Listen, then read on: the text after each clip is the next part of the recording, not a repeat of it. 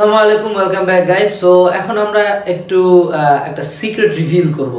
আমি আমার পড়াশোনার একটা সিক্রেট, যেটা আমি কাউকে বলতাম না, সেই একটা সিক্রেট রিভিল করি।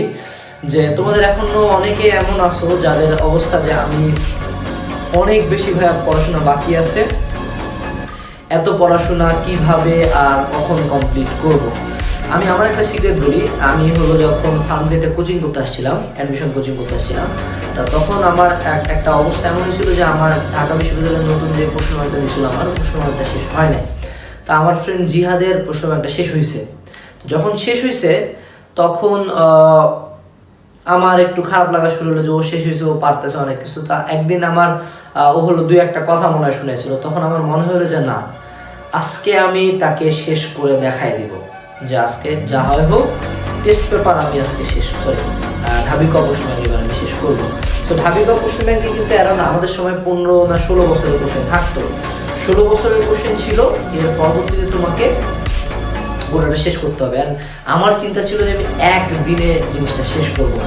সো সত্য কথা বলতে গেলে ওই দিন কি হয়েছিল জানো, জিহাদের সাথে আমার কথা হয়েছে ওই দিন রাতের বেলা। পরের দিন সকালে মোটামুটি আমি 6টা থেকে 7টার দিকে উঠছি।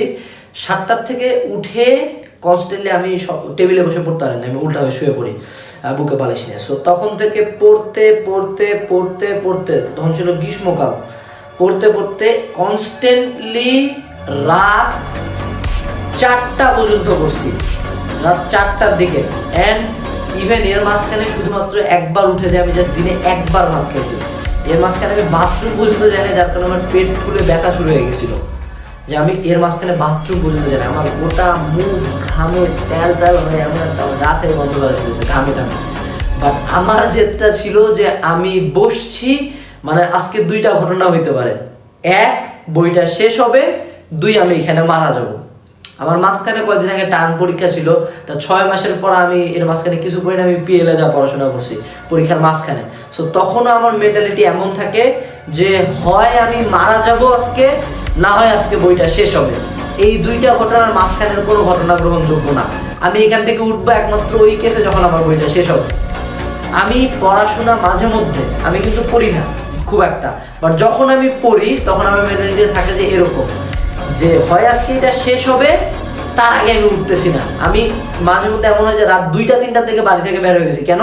যে আমার পড়তে পড়তে ওই সময় মনে হয়ে গেছে যে আমি যদি 2টা লাইন পড়ে আমি এবার মারা যাবো, এরকম একটা হয় না, ওই লেভেল পর্যন্ত পড়ো।